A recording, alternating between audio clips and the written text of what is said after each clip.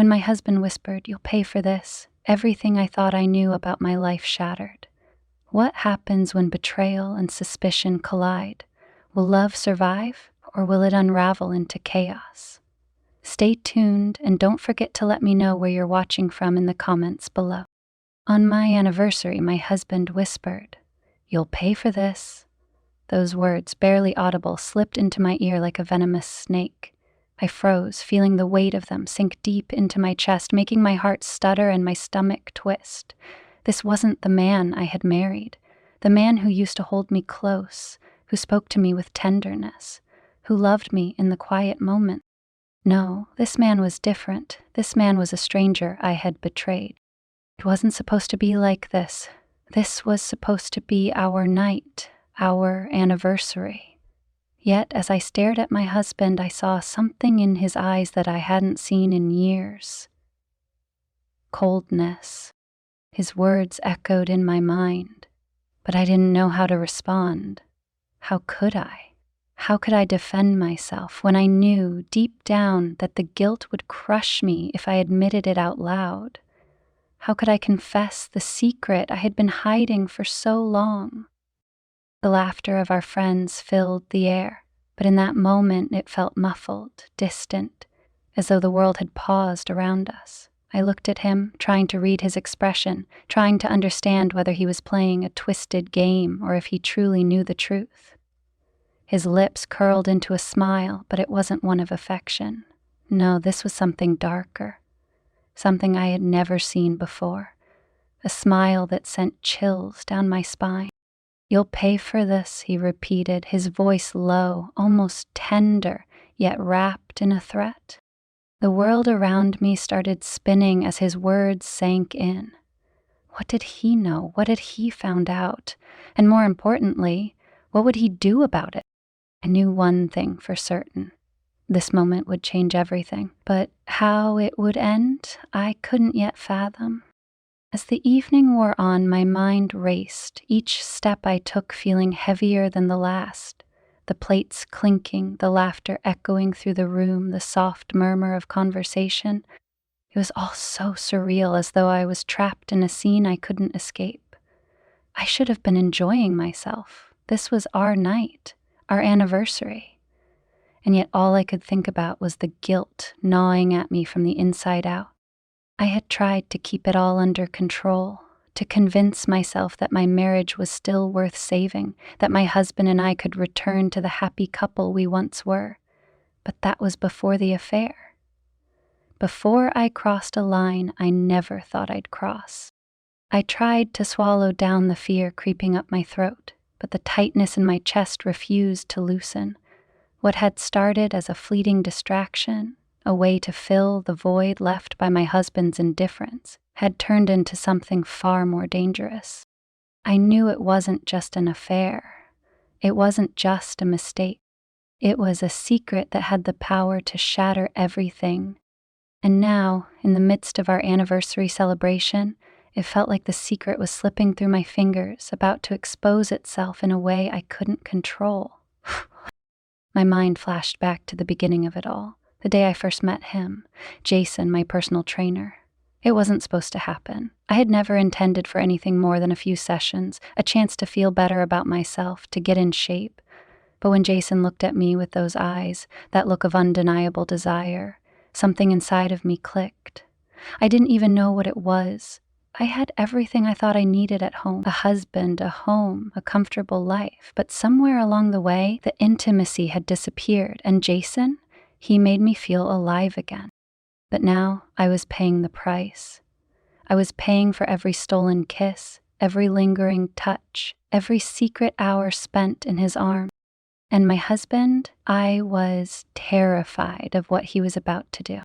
It was supposed to be a special night, a celebration of our love, a reaffirmation of everything we'd built over the years. Our anniversary. The dinner reservation had been made weeks ago, the candles carefully chosen, the table set for two, our wine glasses sparkling like the life I had imagined for us. But the atmosphere in the air was far from romantic. Instead of warmth, there was a chill that cut through me, and every word spoken felt heavy, weighted with meaning. I could see the confusion in my husband's eyes as he asked, "Are you all right?" "Of course," I replied, forcing a smile I didn't feel. "Just tired." And I was. I was tired of the lies, tired of pretending, tired of the nagging guilt that had become a constant companion. I hadn't intended for things to get out of control. I never thought my world would come crashing down like this. The affair had started innocently enough. Just some flirty banter at the gym, a harmless moment of connection with someone who made me feel seen in ways my husband hadn't for years. Our marriage was one of convenience, built on routine. It wasn't bad, it wasn't even something I could call unhappy, but there was an absence, a hollow space where passion used to live. And I had convinced myself it was okay, that it was normal. I tried to ignore the mounting dissatisfaction, pushing it to the back of my mind. But then Jason came into my life, all intense eyes and a warm smile that seemed to promise something I had forgotten existed. His attention made me feel wanted, even in ways that were terrifyingly unfamiliar. I had been so careful at first, dipping my toes into something I knew could ruin everything. I told myself it was a moment of weakness, that it was just a temporary escape. But it wasn't. Each encounter, each stolen kiss, each secret meeting pushed me deeper into a place I didn't know how to get out of. By the time I had convinced myself I could stop, it was already too late. But the secret? The affair? That was something I had kept under wraps. I never let my husband see the cracks in our marriage. He thought I was his perfect wife, devoted and loyal. I made sure to act the part, always smiling, always attentive, always eager to please him. I never let him know how empty I felt when he wasn't around, how long, quiet nights became unbearable, how his late nights at work, his disinterested glances, his silence pushed me further into the arms of someone else. But now everything was on the verge of collapse. It had started off innocently enough. I had met Jason a year ago during one of my morning workouts. He was my personal trainer, hired to help me get back into shape. At first, it was just business, a few sessions a week, an occasional chat, and a shared interest in fitness. But it quickly became something more. He was easy to talk to, funny, confident, everything my husband wasn't at the time. The conversations went from exercises to life, and from life to flirtation. It was subtle at first, a lingering touch here, a shared laugh there, until one day it wasn't subtle anymore. I remember that day clearly. It was a Tuesday, just like any other. The gym was quiet, the early morning sunlight creeping through the windows. I was doing a set of squats, and Jason was spotting me. He had his hands on my waist, just the lightest of touches to ensure I didn't topple over, but when he looked at me, there was something different in his eyes, something daring, something that made my pulse race. "You've got this," he said, his voice low and smooth, like a secret he wanted to tell me. I had smiled at him, trying to play it off as nothing, but my body felt alive in a way it hadn't in years. It wasn't supposed to happen, but it did. One kiss, stolen in the dim light of the changing room after our session, was all it took.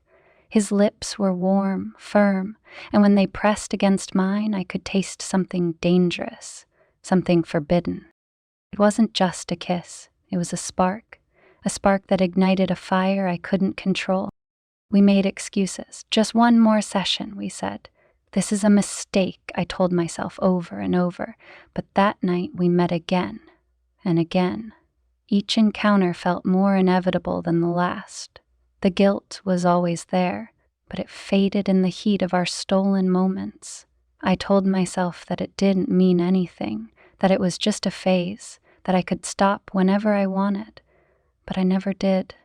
The affair continued, each encounter slipping further from control. Meanwhile, my husband, Mark, was none the wiser. He had always been distant, focused on his career, and I had grown used to the silence between us. He didn't notice how little we connected anymore, how our conversations were reduced to logistics and daily routines. But I was always there for him, always giving him the attention he wanted, keeping up the facade of the perfect wife. On the outside, everything was fine. We had our home, our friends, our routine, but beneath the surface, I was falling apart. And then, on our anniversary, when he whispered those words, "You'll pay for this," it was as though the universe itself had decided it was time for everything to unravel. His voice cut through the air like a blade, sharp and menacing. It sent a shiver down my spine, and for the first time in a long time, I felt like a stranger in my own home. I knew then that the truth was coming. It was coming, and no matter how much I tried to deny it, nothing would stop it.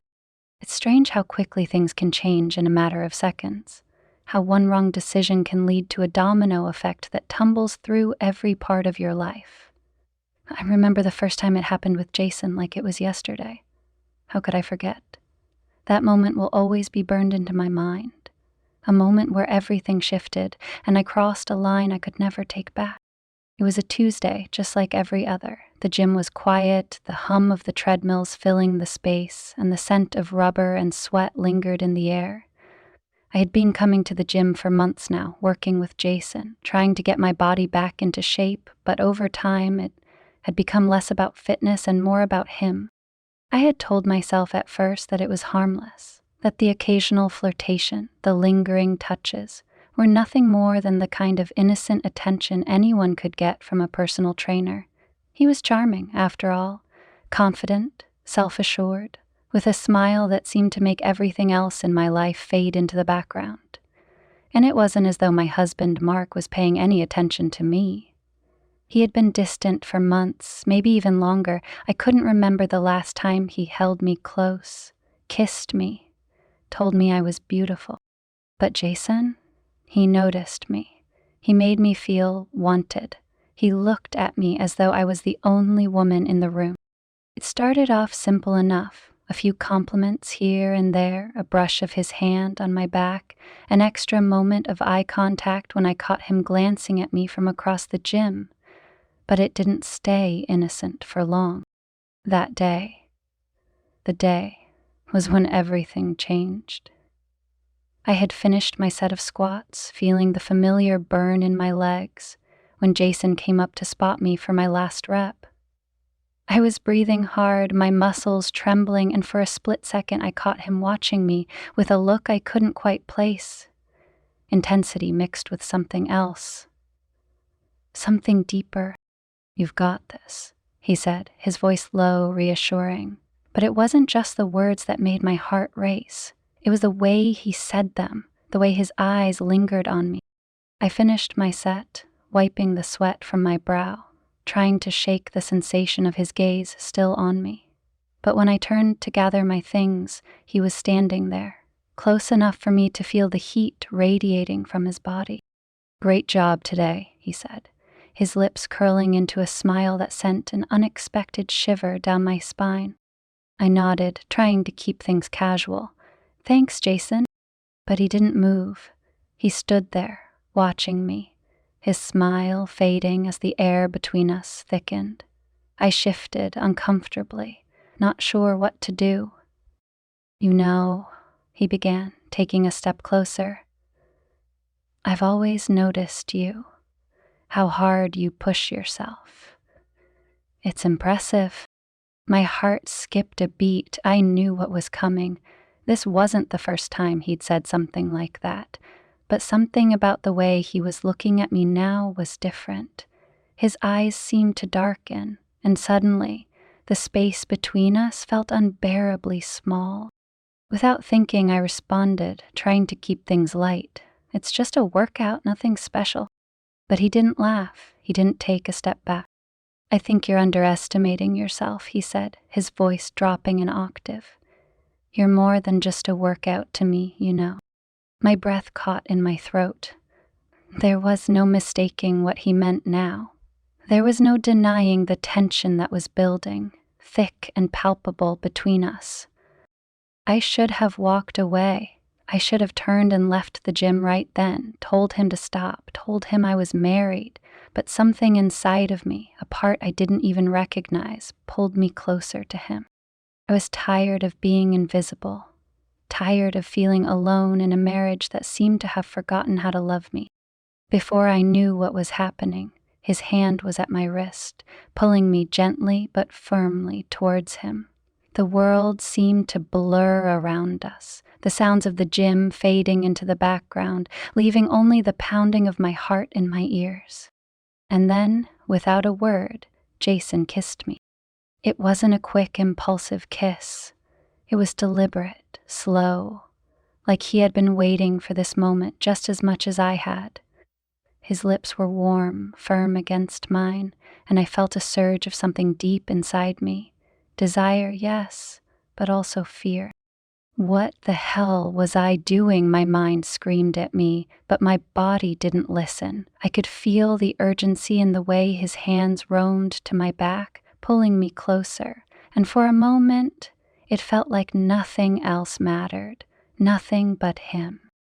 When we finally broke apart, I was breathless. My heart was racing and my body felt alive in a way I hadn't known in years. I shouldn't have done that, I whispered, my voice shaking. Jason smiled, his expression almost triumphant. I think you wanted to.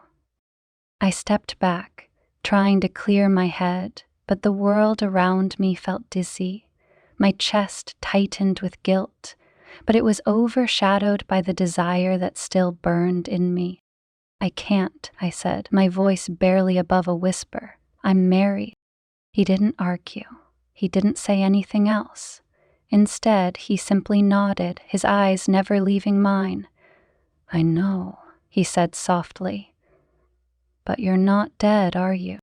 The words hung in the air, thick with unspoken promises. I felt like I was standing on the edge of a cliff, and there was no turning back. I left the gym that day in a haze, my mind reeling, my heart in turmoil. I kept telling myself it was a mistake, that I would never do it again. But deep down, I knew it wasn't over. It was just beginning. The weeks that followed were a blur, filled with moments I wanted to erase and others that I couldn't stop replaying in my mind. Every time I saw Jason, that intense magnetic pull between us was undeniable. I couldn't escape it, nor, if I'm honest, did I want to. At first, I thought I could just let the affair stay at that one stolen kiss. It felt like a moment of weakness, a lapse in judgment that didn't need to go further.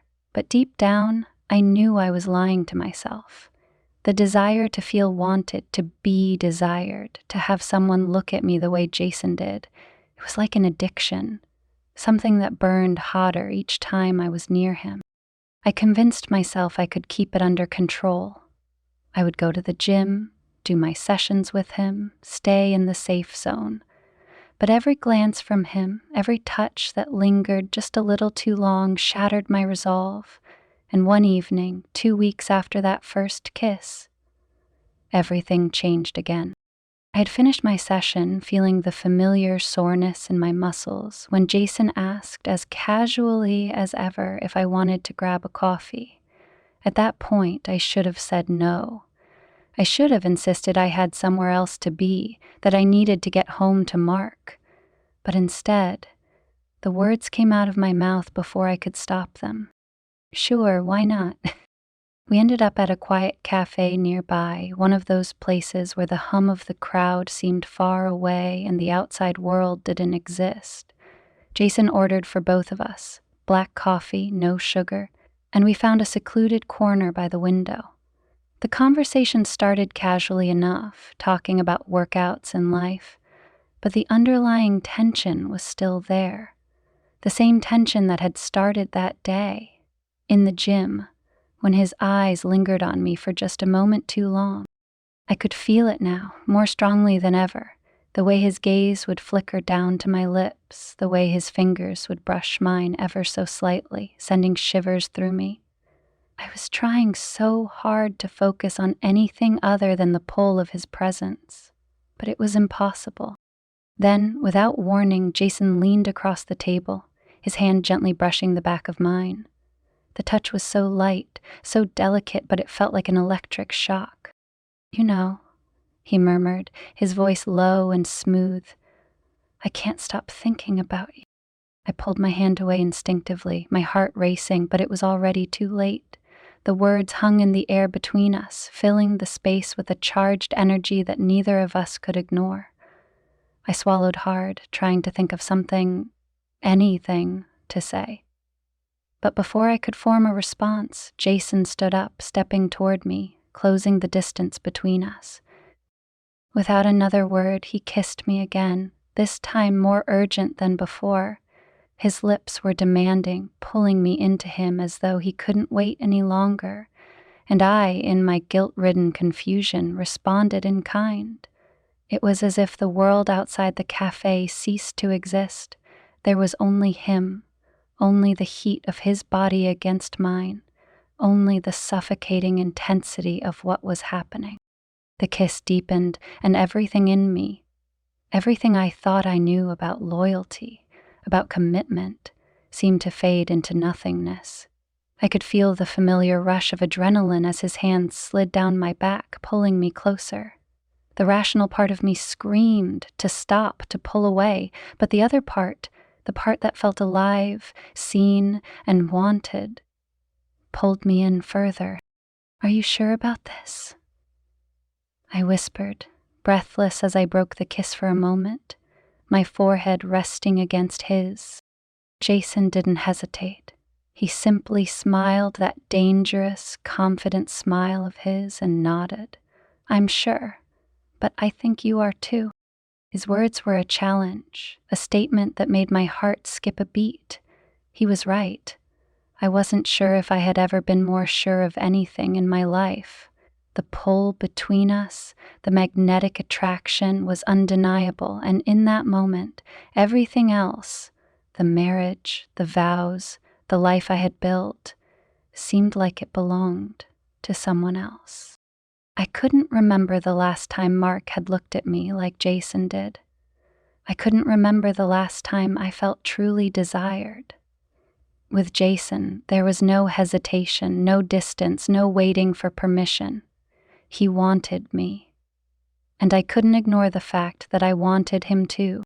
Without another word, we left the cafe, his hand on the small of my back as we walked out into the chilly evening air. I didn't ask where we were going. I didn't need to. I knew what would happen next. And when we got to his apartment, it was like everything I had been denying for months finally came to fruition. The moment we stepped inside, the world outside seemed to vanish. There was no more guilt, no more second-guessing. There was only Jason, only the heat between us, only the undeniable fact that I was here, and I was finally feeling something real. And when he kissed me again, this time with even more urgency, I didn't resist. I let it happen. I let it take over me. The next morning, I woke up in his bed, my body sore in places I hadn't expected, my mind racing with the consequences. But I didn't care. Not then, not in that moment. For the first time in months, I felt alive, like I had finally reclaimed something of myself. But the reality hit me soon after. The truth was undeniable. I had crossed a line. I had betrayed my husband in a way that I couldn't undo. And as I left Jason's apartment that morning, feeling the cold morning air bite at my skin, I knew that the world I had built with Mark was already beginning to crack. But what came next? I couldn't yet see the path I was walking. After that night at Jason's apartment, I told myself it was a mistake, a moment of weakness that wouldn't happen again. But deep down, I knew better. I knew because I couldn't stop thinking about him. The way his hands had felt on my skin, the way his lips had moved against mine, it was intoxicating, unlike anything I'd felt in years. Every time I closed my eyes, I was back in his arms, and it terrified me how much I wanted more. I tried to go back to normal, to bury the guilt and pretend nothing had changed. At home, I plastered on a smile for Mark, cooked his favorite meals, and listened to his stories about work. But I could feel the distance between us growing, the silence in our marriage becoming louder and more oppressive. Mark, as usual, didn't seem to notice. He was too wrapped up in his career, his never-ending meetings and his late nights at the office. But Jason noticed. He always noticed. The next time I saw him at the gym, I felt the tension immediately. It was as though the air between us crackled with electricity, and I could feel his eyes on me wherever I went. I tried to avoid him, to keep my distance, but it was impossible. Every glance, every brush of his hand against mine as he adjusted my posture or guided me through a workout sent a thrill through me that I couldn't ignore. It was during one of these sessions that he finally cornered me. "You've been avoiding me," he said, his voice low and tinged with amusement. We were in the far corner of the gym, away from prying eyes, and the way he looked at me made my pulse quicken. "I'm not avoiding you," I lied, focusing on the weights in my hand. He stepped closer, so close that I could feel the heat radiating from his body. You know?" he said, his tone soft but insistent. "You don't have to pretend with me. I know you feel it too." I looked up at him, my heart racing. There was no use denying it. The way he looked at me, the way he made me feel, it was undeniable. But the guilt was there too, gnawing at the edges of my mind, reminding me of everything I stood to lose. "This isn't right," I whispered, my voice trembling. "I'm married." "I know," he said, his gaze never wavering. "But are you happy?" The question hit me like a punch to the gut. Was I happy? I didn't know anymore. My marriage to Mark had been comfortable, predictable, but it hadn't been happy in a long time. And Jason, he made me feel alive in a way I hadn't felt in years. I didn't answer him. I couldn't. But the silence between us spoke volumes, and before I knew it, he was leaning in, his lips brushing against mine in a kiss that made my resolve crumble all over again. After that, things escalated quickly. What had started as a one-time mistake turned into something I couldn't seem to stop. We began meeting outside of the gym, finding excuses to see each other whenever we could. Coffee dates turned into dinners, and dinners turned into nights at his apartment, where the world outside seemed to Each time, I told myself it would be the last. Each time I promised myself I would end it, that I would walk away and try to fix what was broken in my marriage. But I never did. I couldn't. The pull I felt toward Jason was too strong, too consuming. He had become my escape, my sanctuary from the monotony of my life with me. It wasn't just about the physical connection, though that was part of it. Jason made me feel seen, understood in a way Mark never had. He listened to me, made me laugh, reminded me of the woman I used to be before life had worn me down. And for that, I was willing to risk everything. The affair became harder to hide as it continued. I started lying to Mark more often, inventing stories about work meetings or late nights with friends to cover for the time I spent with Jason. I hated the deceit, hated the way it made me feel, but I couldn't stop. The more time I spent with Jason, the more I felt like I was losing myself in him. And maybe that was the point. But the guilt was always there, lurking in the background. Every time I looked at Mark, I felt it like a weight on my chest. He didn't deserve this, I told myself. He had his flaws, yes, but he was a good man, and he didn't deserve to be betrayed like this. Still, I couldn't stop. There were moments when I thought about confessing, about coming clean and ending it all, but every time I considered it, I thought about what I stood to lose. My marriage, my home, the life I had built with Mark. It would all come crashing down. And I wasn't ready to face that. The turning point came one evening when Jason and I were out together. We had gone to a quiet bar in the next town over, somewhere we thought we wouldn't run into anyone we knew. We were sitting in a booth, laughing over drinks, when I felt a strange sense of unease wash over me. I glanced around the room, my heart racing, but I didn't see anything out of the ordinary. "What's wrong?" Jason asked, his brow furrowing as he noticed the shift in my demeanor. "Nothing," I said quickly, forcing a smile, but the feeling didn't go away. Later that night, as I lay in Jason's bed, the unease turned into full-blown paranoia. What if someone had seen us? What if word got back to Mark? The thought made my stomach churn, and for the first time, I began to question whether the affair was worth the risk. But when Jason wrapped his arms around me, pulling me close, the doubts melted away. In his arms, I felt safe, wanted, alive. And in that moment, I convinced myself that nothing else mattered. I left his apartment in the early hours of the morning, the city still cloaked in darkness. As I drove home, the guilt returned, heavier than ever. I told myself I would end it, that I would walk away from Jason and focus on my marriage. But deep down, I knew I wouldn't. Because no matter how much it scared me, no matter how much it hurt, I couldn't give him up. Not yet. Not while he still made me feel like the woman I used to be. The unraveling began on a quiet Saturday morning. I woke up next to Mark, his steady breathing a reminder of the man I was betraying. The weight of my choices pressed heavy on my chest as I lay there, staring at the ceiling, wondering how long I could keep this secret buried. Jason's text from the night before still lingered on my phone, unread but not unseen. A single question that summed up everything. When can I see you again? I had to end it. I told myself that over and over. It had gone too far and the risk was becoming unbearable. But I didn't reply to Jason. Not because I didn't know what to say, but because I knew I would lie if I tried to push him away. I wasn't ready to let go. I wasn't strong enough. Mark stirred beside me, his arm brushing mine.